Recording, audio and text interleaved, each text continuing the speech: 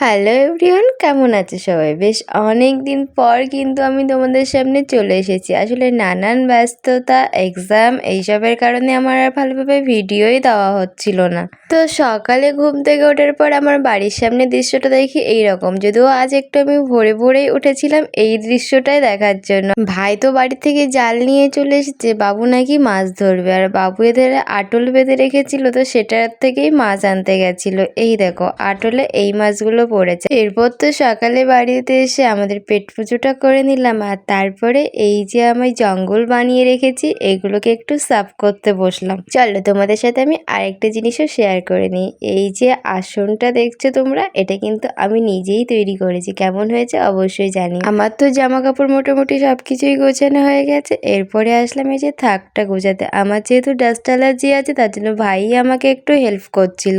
আমার তো জঙ্গল পরিষ্কার কমপ্লিট। তো তোমাদের ভিডিওটি কেমন লাগলো অবশ্যই জানিও, ভালো লাগলে পাশে থেকো। টাটা।